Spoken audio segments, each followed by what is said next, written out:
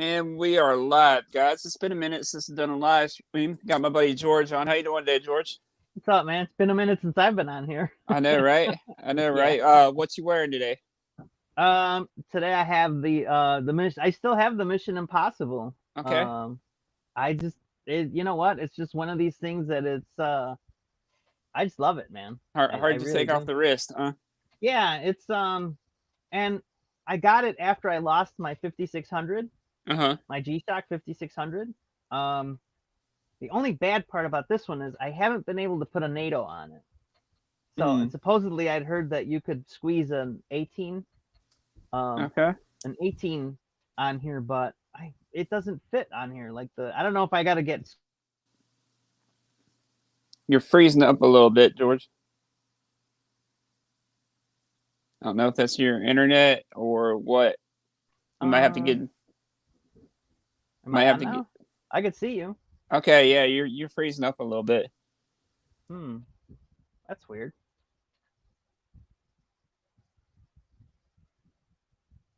I know I can't hear you. I just got a phone call, so that's might be what it was. Oh, okay. I knew that would happen. Somebody would try to call me just as soon as I went online. Never fails. But Yeah. nice. So you said you can't take off the Mission Impossible G-Shock though? Yeah, it's just so easy. Plus, like we were all out back in the backyard in the pool, so it's just something to Nice. just beat around. So. I'm wearing that Ernst Benz I just got in, that yellow one. I dig the yellow dowel. It's definitely different if you guys look into it. My It's a only good thing is shade. It's a nice shade of yellow too. yeah, Like I never looked at yellow watches before, so it looks good. I it's liked kind of it. I like the saw it orange on. monster. Like it's kind of unique in the take that it's got its own kind of yellow shade, you know. Yeah. So What's the specs on that? What's the size on it? this is actually 47 mil. It's a big Is it? boy. I was gonna say it looks But I mean, big. it fits decent. Like it wears smaller than it really is, Yeah. and it has the value movement, which is kind of a rarer movement. My only thing is the Okay. price on these, and I'll go over all that in a review. It's like right around 5.5, and I think for the regular watch enthusiast, that's a little bit much more than they want to pay for what. Oh, drop! I'm losing stuff here. Sorry, but But it kind of goes into what the subject of we were going to talk about today mm, because it's got a good movement in it, yeah. but it's about what you want to pay, um what you want to pay. So it kind of fits into what we were going to Yeah. talk about today. And speaking of good entryway or segue into that, I've got the Oris, the Cal 400. I'm sure you saw the unboxing of that yesterday. I think it finally Yeah. uploaded. But this is a killer watch, and one of my things was I think it's going to have the Grand Seiko effect, as in what I consider the Grand Seiko effect. I'll probably coin that term now.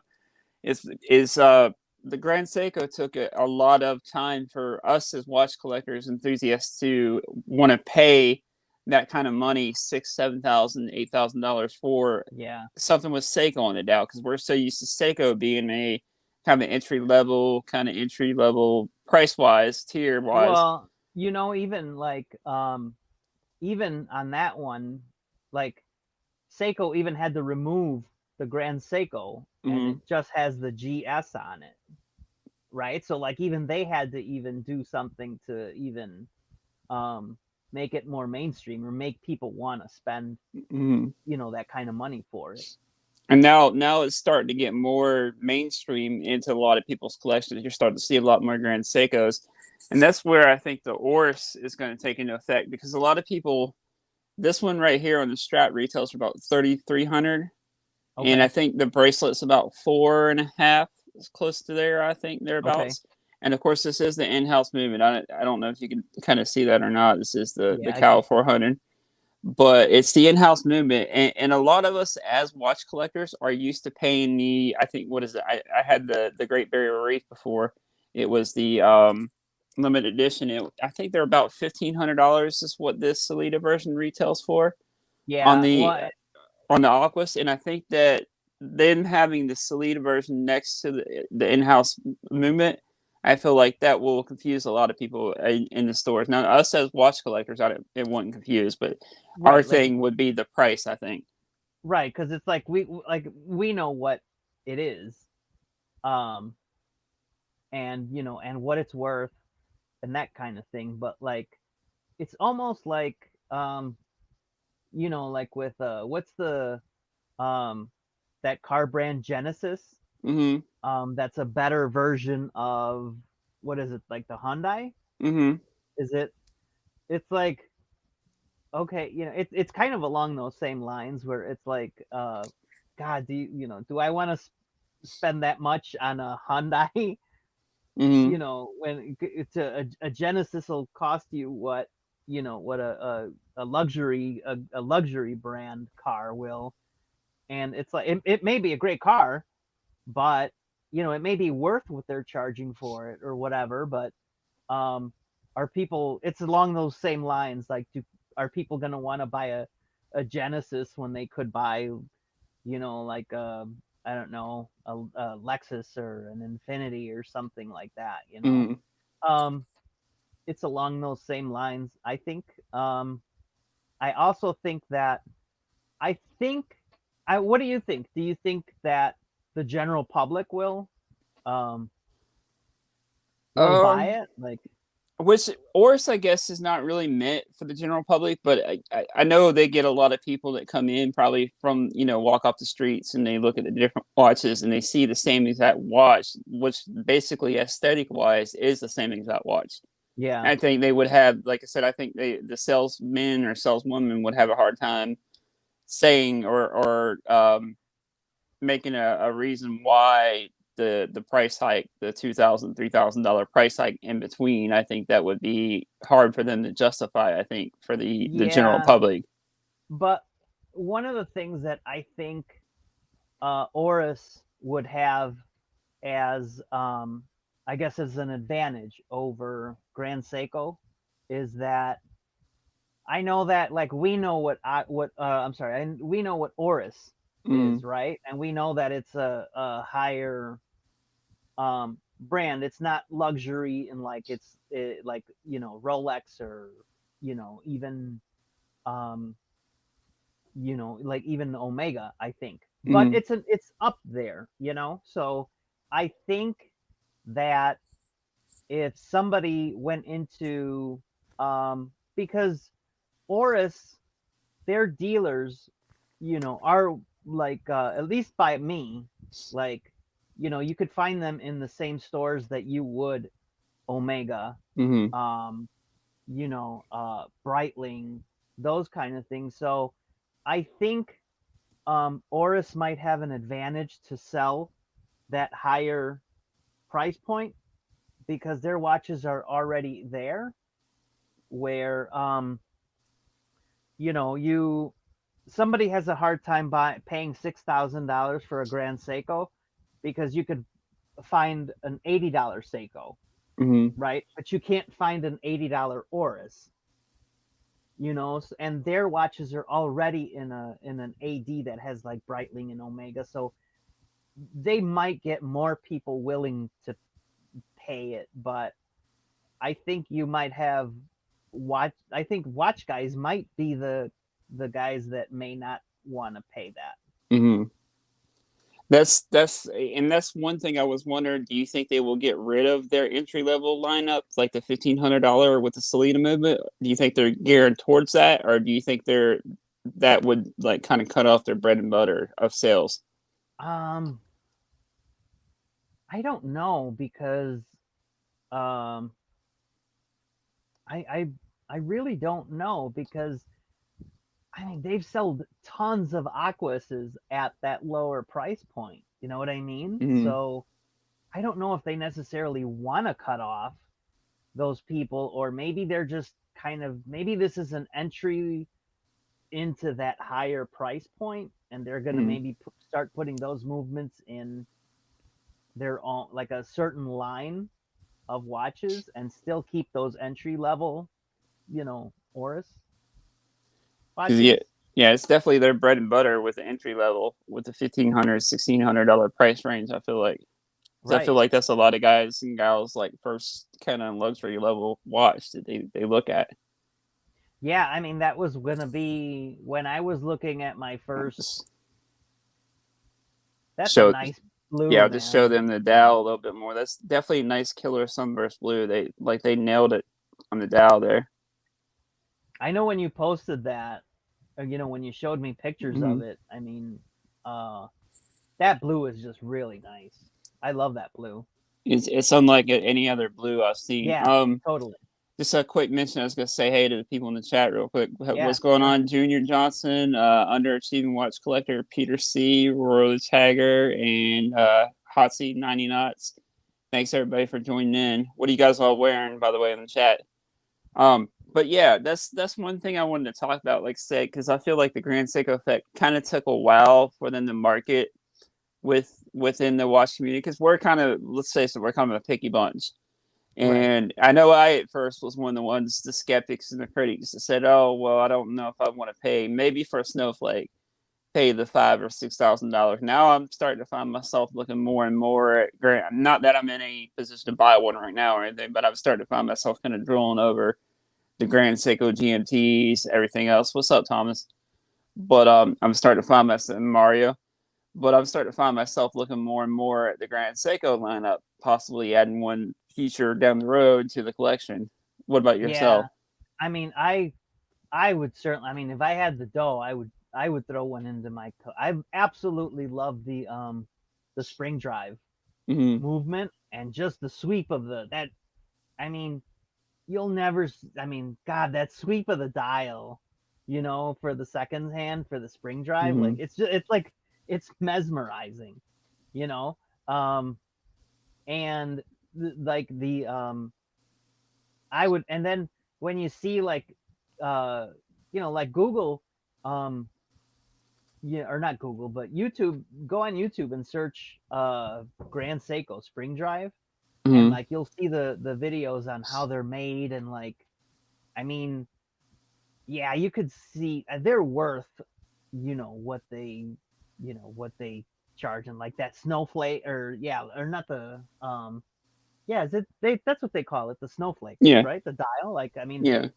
God, like, I mean, that dial just looks amazing, and like I that's know one my of those buddy. watches that it shines in the dark. Like Yeah. me, if you could find a better way to explain it, like, My buddy James, Great Man Gambino Watch Reviews channel, he was having a yeah, hard time deciding between the Speedy and the Snowflake, which he ultimately picked the Speedy because of versatility, of course. yeah. So I think he's still looking at eventually picking up a Snowflake as well, and that's I one mean, that I'd love to see it in person. Pictures just are crazy looking. yeah, I would love to. Well, I mean, he did go the if he was looking for versatility, he did go the correct route. I mean, Mm, because like, I mean, the Speedy you could wear with, you could wear it with a suit, you could wear it with, anything. I mean, I know you could, technically you could wear whatever you want with whatever you want, but yeah, um, and I do. I'll wear, like, whatever I want with whatever I want, but yeah. um, but and I mean, I get it, if someone is, same thing with this Oris. Are you gonna buy? Could you, if you had the opportunity and at the same price point, if you were, would you buy an Oris versus an Omega? You I know? know right now at this point in time, as Random Rob likes to say, at this point in time, what is it? The 25th on 2021. Right now, I would Yeah. say I would honestly probably buy a Tudor Black Bay 58 in that price range right now. Yeah, At over that, an Oris. yeah, So would you buy that over an Oris?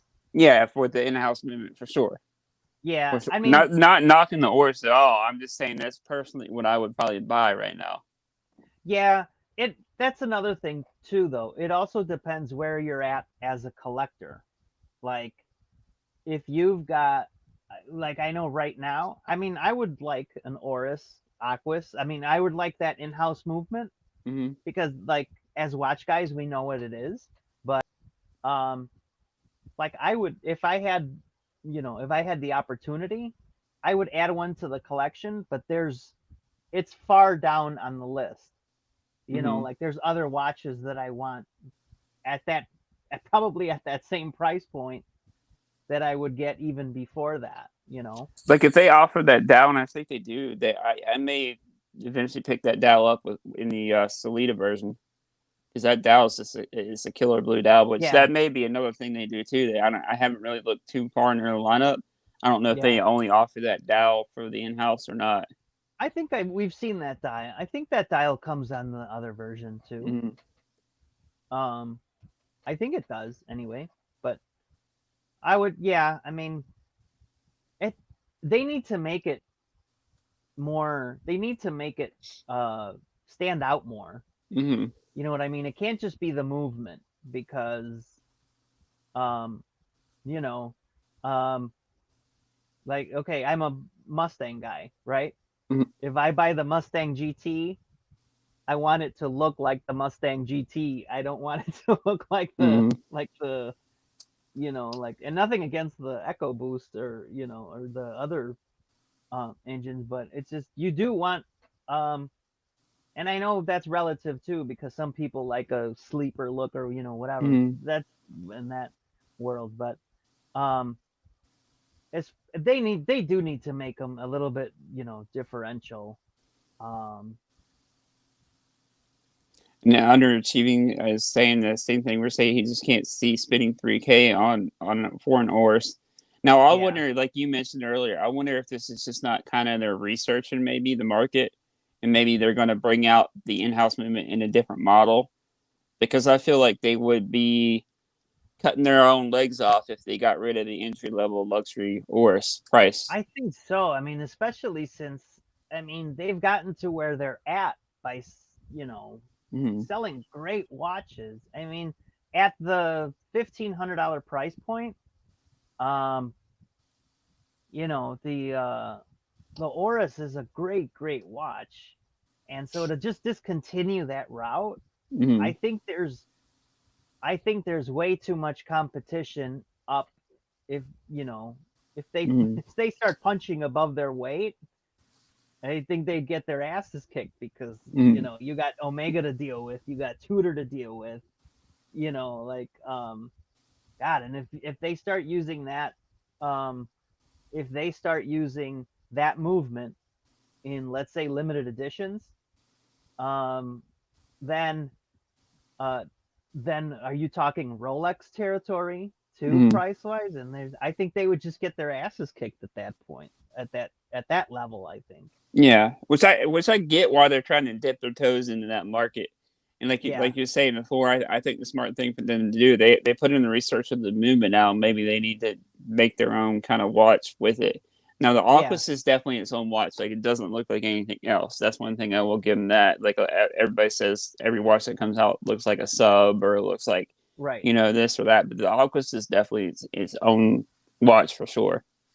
It's when I first got into watch collecting, not collecting, just getting, like, when I started again getting into watches, and Mm, um I made the mistake, and I probably should have gotten an Oris. The only reason I didn't get an Oris was because um I didn't like the integrated, the mm, specific bracelet. I wanted to put NATOs on it. mm. And that's the only reason why I didn't get an Oris. You know which route I went instead of What getting route an was that? Oris is I got a Christopher Ward. Um, and a Christopher Ward is a great watch. Mm, Um, but at the time that I bought it, I didn't know that like twice a year they sold them at half price. You know what I mean? Like yeah. that's one thing to this day, and I'm glad I got my Christopher Ward. It's an amazing watch. Um, but um, I hate that they discount themselves the way they do, and they're always switching their logos and stuff. And I think they kind of fall in that same line too. Like, at that price point, at their price point, when they're not discounting themselves and all that, um, they it's a great watch even at full price. but Mhm. you know, at that price, you could buy an Oris, and that's a more known watch. And You I know, think the integrated bracelet or integrated strap does throw a lot of people off. Like I feel like they won't buy it just for that because as enthusiasts we like to swap out NATOs and everything. Which I right? like. I personally like the strap. I would probably, if I were to buy this, I would probably get the bracelet version and pick up the strap as well. I I think feel that's what I would have done too. like looking back, like the Great Barrier Reef, it was a pretty cool strap. Like it had that yellow strap. I don't know if you remember that one I had. It was almost like a Yeah, purplish and I remember yellow. it. And then Mario G saying, let's not forget that you can get a 400 cal Aquas for $2,600 brand new from AD, and the normal one retails for about 2,200. Doesn't think you can find a Black Bay 58 with such a discount. True, true. And then Thomas is saying, what do you think of the Oris Crown pallets watches that Oris makes? I really like them better rather than the divers. Maybe it's the larger pallets, 43 millimeter. Yeah, I like the Oris, the big crown pallet. I have no experience with it, but I do like the looks of it. Yeah, there's tons So, of Orises that I Oris if that's the plural. There's tons of Oris watches that um are really cool. God, they're the ones that made the Roberto Clemente. and that's one Um, I would love to add to the I collection would too. absolutely love to have one. I just I don't have I haven't had the opportunity Yeah, yet, or the dough to just run out and get one. But yeah. they make tons of um watches. You know what's funny is the only reason why I know this is because it came up on my YouTube feed recently. But did you ever watch The Sopranos? hmm Okay. Do you remember when Vito got caught in the bar and he had to go out? You know, he had to skip town and he went into hiding. It's been a while since I watched it. So Vito was caught in a gay bar, and then he had to um he had to leave Jersey. You Mm, know, because I'm obviously in that world couldn't be you couldn't be gay and be in the mob, or whatever mm, that storyline was. But so he becomes a handyman, or tries to become a mm. handyman. And in the one scene, he thinks he's working hard, he thinks he's put in a few hours in, and he's like, oh my god, I think it must be God, it's got to be close to lunchtime by now. And he looks at his watch, and I think it's only like 10 o'clock, or 9:30 or something. But he's wearing an Oris Mhm. in that in the in that scene. And it's like it's funny because it recently came up in my YouTube feed, and I was like, oh shit, I didn't know that. I didn't know that. But that'll kind of tell you, like, I think that's why I think they would have an advantage over Seiko, is that they're, even to non-watch people, they're considered they're, whether right or wrong, they're considered a pro, a level up um Seiko, probably, Mm. You among think non-watch people. now they may not have been able to fit it in the case. Do you think they would have been better off to put the movement in the Diver 65 model, maybe? Um, yeah, I think that they should have put it in something. I'm surprised they didn't make it its own watch, its Yeah. own.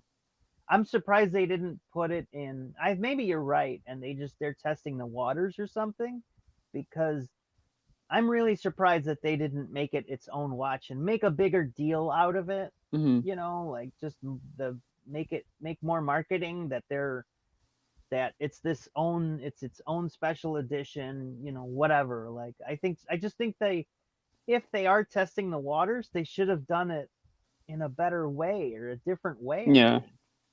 Because I know That's what I, I think, I anyways. don't But know personally, but I know I have heard that it takes years of research to make your own in-house movement. Like at least like almost a decade or so. I don't know if that's true or not, but I've heard it takes like a decade or so just to create your own like in-house movement. Like on that.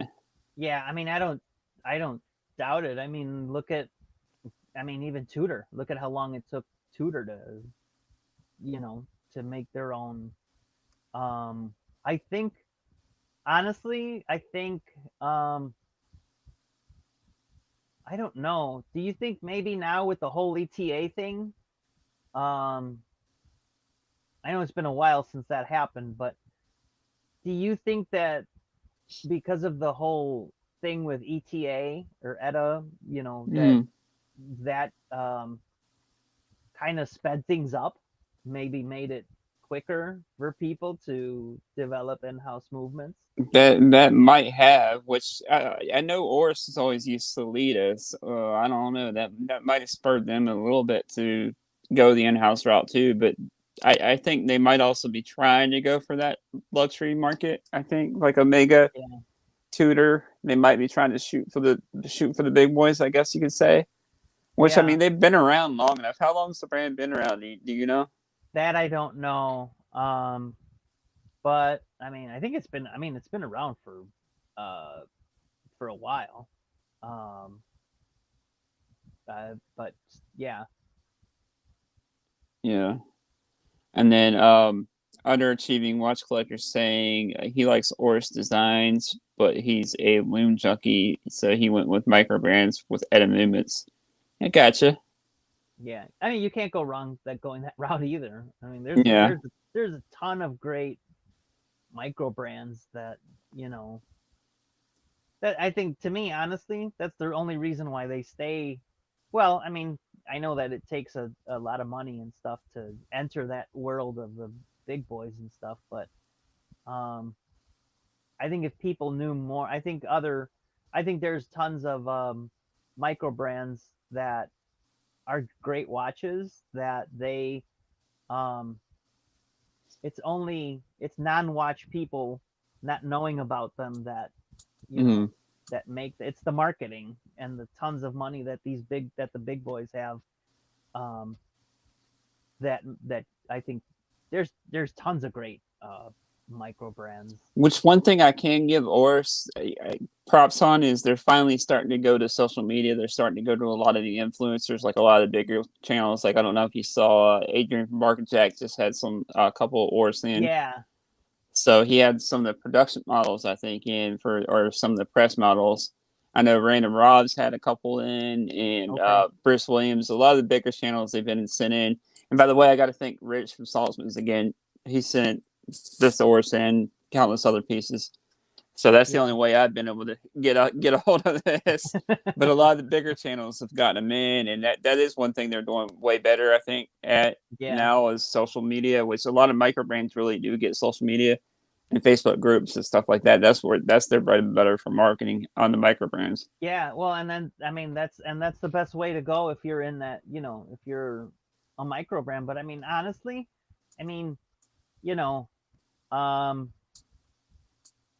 I'm shocked at like the way, and I know they don't need it, but I'm shocked at more of the bigger boys that Mm. they don't go that route of going to through social media and stuff. And again, it's because they don't need it. Yeah. Like Rolex doesn't need to send No, anybody they're their watches. own brand. They don't even Right. have to advertise. Right. I mean, same thing with Omega. You know, I think Tudor's a little better at marketing. Mm. They have cooler, let's put it that way. They have cooler marketing than Mm. I think than Rolex and Which you may know be what Rolex is trying to do. They're probably trying to promote Tudor within more of that. Whereas like Rolex have always said they don't need to market. Now Tudor, they're trying to do more of the marketing thing. right. All I mean, Rolex is on like cruise control. All they do is they need to keep being the official timekeeper of Formula One and Mm. like that kind of um what do they advertise, like Rob Report and all those all those like Mm. like God, I don't even know what magazines they would be in. I know like Rob Report. What is it? DuPont DuPont Registry, Registry. probably. Yeah, Yeah. maybe to a point even like cigar magazines, although maybe Mm. not. But I had yeah, never even read through a cigar magazine. I like cigar cigar magazines or cigar cigars, but aficionado. Cigar Okay. Aficionado's the one to get. And Okay. if you're, I think they come out. I think they have 6 issues a year or something, like like January, February, and then March. Mm-hmm. But they got cool actually. I just started. I've always been into cigars, but I just got into, or I mean, I just um, renewed my subscription to Cigar Aficionado, Mm-hmm. and they have like uh, they have like interviews with The Rock, and like they actually have cool Mm-hmm. interviews. Like you look at some of the people that they interview, it's like, damn, I didn't know that they could get like people like that and stuff. But Flip and Zippers asked them were they in Playboy. Like they may have been. back in the day, they might have been. Yeah. Yeah, because I know, like, if you uh, because I used to only read Playboy for the articles, Mm-hmm. so Yeah. and I think that they used to um I think I think there used to be luxury, I think, Yeah. brands in them, or advertisements. And GQ, Yeah. maybe, right? Probably like GQ Yeah. magazine, stuff like that. But that's the kind of marketing that they just keep with the same old school stuff, like, Yeah. even although they do have, I know Rolex, even though they do have like an Instagram account, very rarely do they post, you know, on there. Omega's pretty good. They Mm-hmm. frequently post stuff. Um, Tudor's got a cool Instagram account too. Mm-hmm. But yeah, but I think that's kind of to bring it all back. I think that's my I really think that if they were testing the waters, they should have done it in a better way. Mm-hmm. Um, that's number one. Number two, um, oh, there you go. Somebody just National said that they were Geographic. National Geographic. Yeah, Junior Yeah. Johnson. But I think, I just think they should have, if that's the route they're doing, if they're Mm-hmm. testing the waters, I think they should have done it in a better way. Like maybe the Diver 65 model Yeah, or the totally. because there's a little bit more higher end than Aquas is known as. Yeah, I would have done it. I mean, that's almost like if, um, that's also that would be like if, um, kind to bring it back to cars, because that's Mm-hmm. something that but that would be like if Ford put the Ford GT engine in a Mustang, Mm-hmm. and then just started. And well, I'll put it to you this way, because I know you have Shelby's and Mach 1s and everything, but if that would be like if Ford just put the Ford GT engine in just a standard GT, in just a standard Mustang GT, Mm-hmm. and then was selling a Mustang GT for 250,000. Well, why would you buy a $250,000 Mustang GT when there's, a $40,000 Mustang GT sitting there? And I know Mm-hmm. it's got the same engine on it, but aesthetically it looks the same. And I know car guys are going to know what engine and Mm-hmm. it's got in it, but the standard, your normal run of the mill person's not gonna, not gonna know. So that's why I think they should have, at the very least, like you said, they should have done it in at least the 65. Which, like I said, my only thing is why they didn't do it. Maybe it's possibly the movement might not be able to fit in the case because I believe the 65 is a little bit thinner. The Okay. cases than from what I've seen, because I've had the 65 in like the very beginning of the channel. And I Mm-hmm. believe it's a little bit thinner case than the Aqua, so that might be why they didn't do it. But I Well, would have rather seen them do it like in something like that other than the Aquas, I feel like. and also they should have maybe like, if, or at the very least, if you're gonna put it in that case, um, make dials that specific dials for that movement. Mm-hmm. That you can't get on other ones, because like you said, if you can get the blue one, if you can get that blue dial in the standard with the standard Salida Mm-hmm. movement, and you've got them side by side, like, I don't know why you wouldn't. They should have made specific dials for that Yeah. movement. Which with the 10-year warranty, suppose a 10-year warranty on them, that's a crazy warranty. That's probably one of the best warranties I've seen as far as like the movement warranty is concerned. Is it really a 10-year? So A 10-year? I'm pretty sure it's like a 10-year warranty. So they're really putting all their nuts and bolts behind the movement. Does it not? So, And I think when you showed it, it doesn't have the red rotor on it, right? no, it doesn't. Which I believe was a modification on the Salida movement by them. It doesn't have the rotor. Okay. Which is cool that you can see their in-house movement. So for somebody that just getting into watches, of course you can still see the plastic. I still can't take the plastic off. I got to return this sadly. But still, you can see that there's no red. Yeah. Red rotor in it. That Oris is famous for. Yeah. And another thing that I was thinking too, I wonder if they're doing that because they're getting a lot of copycats. Like they're getting a lot of replicas too. Like I wonder if that's not trying to stop that as well. Because the Cal 400 might be a little bit harder to replicate, maybe. Probably. Because I've noticed a lot of fake Oris popping up too. Yeah, but if that's the case, then I mean, I don't know. I think that I don't know. I mean, well, you said you would add one to the collection, right? Yeah. Oris, would you go that route, the in-house, or would you get the Salida one? Well, like I said, as right now, I'd probably get Salida just to save a little bit of money. Because to me, it really doesn't make too much of a difference. But under Achieving Watch Collector, say 200 plus turns of the crown to change the 10-day power reserve. But yeah, right now, at this point in time, I'm probably definitely go with Salida. I would wait, just like you're talking about cars, just like the first year you gotta wait and see. Yeah. Like first year production, you don't want first year production car because they got to test out the kinks, right? Test out the water, so to speak. Maybe at a couple years, and that's another thing I was talking about with like the Grand Seiko effect. It might take a couple years for people to get used to. Yeah. Like a year or two, whatever, like how long it took with the Grand Seikos to kind of make it more in the mainstream watch collectors. Yeah. And I feel like that's what's going to happen with the Cal 400. I feel like it won't be that big of a difference. And now, is it a big difference to you guys down in the comments? Would you pick the in-house or would you go Salida for a lot cheaper? So. And you know what? It's funny that you say that about not buying that first year, model year when they've done something like that. I actually didn't do that. I ran out and bought the first one. Was in do you remember in 95? 95 was the last year of the 5-liter, the 5.0 in the Mustang. Mm-hmm. And then in 96 they went to a 4.6.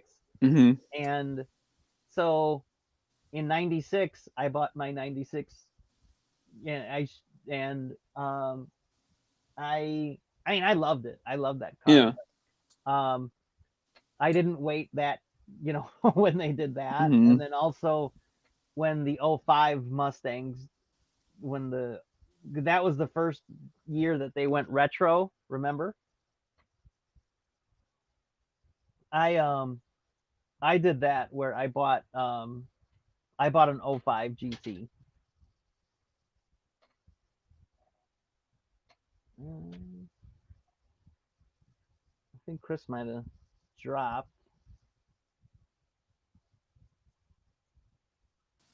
Oh, there he goes. It just, I don't know what happened. It just all of a sudden dropped me off. But anyways, guys, sorry about that. No, I was saying I bought I bought my 05 the first year it came out too, when they went retro that first year. So I didn't follow that rule of not buying the first model year, but I do it in watches. So yeah, definitely. Well, we're going on about 40 minutes, guys. You about ready to call it a day, George? Yeah, I'm pretty good. Appreciate you coming on, man. I appreciate everybody. Man, absolutely. Anytime. Mario G saying he thinks the Oris, the Cal 400 is worth it. The movement is much better. You get the 10-year warranty. This is true. And would you let me know down in the comments? Would you guys like to see us on like make it like every Sunday about the same time, George? If Sounds we are good. available. Yeah, absolutely. Every Sunday at 8 Eastern, guys. If that works for you guys, trying to make somewhat more of a regular live stream schedule, guys. I know it's been kind of hectic lately. So, but Anytime, anyways, dude, you know guys, that. thanks for coming on, guys. We'll see you guys later. All right, take it easy, everybody. Have a